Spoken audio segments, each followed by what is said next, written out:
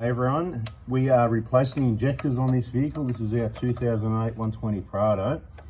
I mentioned in a recent video, depending if it came in the correct order, whatever the case may be. There's been quite a few, this week we've had a few issues, problems that people haven't, problems that haven't happened on cars for forever in our VIP group anyway. I mean, not everybody that buys kits and injectors joins the VIP group, but I think we've got about 1,500 people there, and it feels like about a 10-year thing. Must be getting close. I just can't get this clip off today because that's what happens when you got the camera. So it's good when I make it a bit difficult because it's not that hard. It's just like this one, and you've got to press the tab in each side. And of course, the one at the back side can be a little bit difficult to get to when you're under pressure trying to do the job. You know, I'll just pull this out the way for a second, see if that works. When you're under pressure, you're trying to do the job and trying to think about what you're talking about as well. Right, so don't pull and force anything. Once you release that tab, it should come out. But I just wanted to be a bit difficult, and there's no need for that to come off, so we'll just put that back there. Right, now, Victorian cars are the best because when you press these clips, they don't break and everything unplugs. Stuff from North Queensland. It can be a lot hotter. There's a plug down the side here. It's going to be hard for you to see. It's a brown plug, same thing. Press on the back of the plug.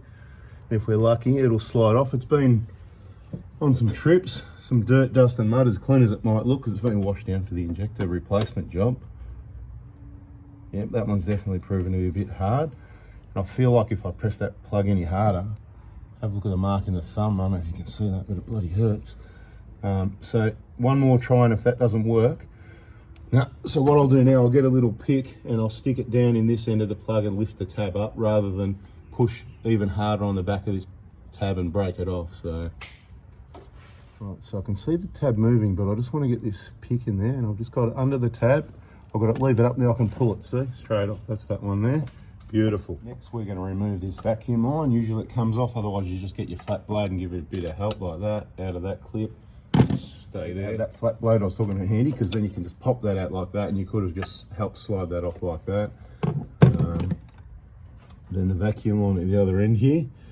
Very careful, don't rip it, because I might have ripped one before many years ago, but that's the idea of, that was a perfect way, if you saw that in the camera, how to use a heater hose tool to remove hoses, radiator hoses, stuff like that, really handy. Okay. Can I reach from this side? Yes, because what big long legs you got. No, I can't see where that one is. All right, that's those four. All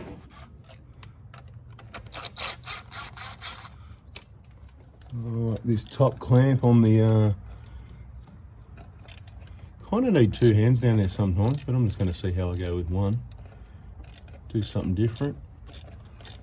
Give that top clamp a good loosen off so that hopefully it drops down out of the way. Is ideally what you want. This video is going to be just removing the intercooler.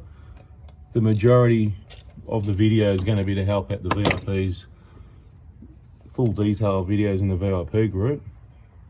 That can sit there for now. First bolts will come out. I'll put up on the plastic on the 120s. So I've got both of those bolts out and just sitting up there. This is a bit of a thing I do. The first bolts that come out, put them up here, make sure there's nothing's going to fall down these holes, see, big bolts. And you work your way across this way at this side, and then when you put it back together, you can work your way. So whether you put them on a bench, wherever you put them, it's a good system. That way you know the order of going to the bolts. You shouldn't be reaching into here for a bolt. You work your way back slowly. Makes sense, does it? Makes sense to you even, yeah? Makes sense. Really just getting the intercooler off. Actually, before I do this, sometimes you need to put the tool in there. I'm not going to do that. I'm just going to come around in case you haven't got one. I'm taking all your bolts out and it's not stuck. It might just go like this. All right, so a little bit forward and then gently twist and pull upwards and it comes off like that.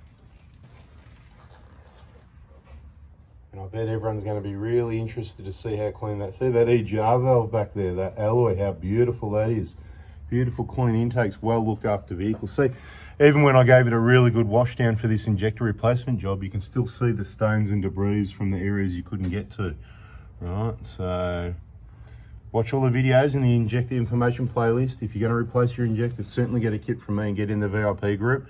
There's lots of videos. So the problem we had 3 in about the last week, okay? Now in 10 years, out of thousands of injectors, thousands of injector kits, DIYs in our workshops, in, you know, everybody else around wherever, nobody ever has broken a bolt, an injector clamp bolt, the one with the 12mm head. It's an M8, it's only 22 Newton meters. There's been 3 almost in 1 week, 2 broken bolts and a third person over torqued one, you know, and someone mentioned a crappy torque wrench. It sounded like torque wrench problem. So the warning is 22 Newton meters, get a quality torque wrench. I would recommend either the Warren & Brown 321-500 for this job. Okay, it's going to be about 250 bucks if you get the right price, maybe 300, somewhere around there.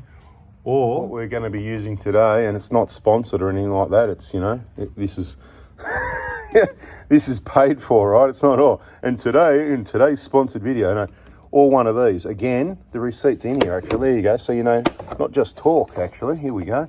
This wasn't planned, by the way. There you go. Total Tools Albury. There you go. Someone picked it up for me. Thanks very muchly. $295. There you go. 295 bucks is what it says there. So, like I said, not sponsored, but I'm thinking for about 300 bucks, and you might be able to shop around and get one cheaper. This is pretty handy. Good, you know. It only goes up to 60 though, right? With a 321. And I'm not saying, but this is handy for the injector job as well because it covers all. So you got to work out what you need, right? Anyway, a lot of people don't like long videos, so that's about it, I reckon. We're going to cover up that end there at the turbo. We're going to continue with the injector replacement job, step by step, full detail on our 2008 120 Prado. I've got a cameraman here. Thanks, Steve. No worries. And, you know, it'll probably be more from his perspective, what he wants to see as a DIY, because guess what he's going to be doing next? Injectors on a 2009 120 Prado. Well, that's the plan, right? That's the plan. See how it goes. Maybe I'll video you doing that.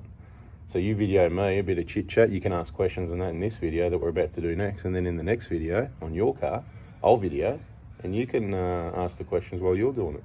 Yeah. Oh, hang on a minute. You asked that question while we're doing it on my car, aren't you? Anyway, subscribe, turn the bell on. We'll catch you in the next video if you're in the VIP group. See ya.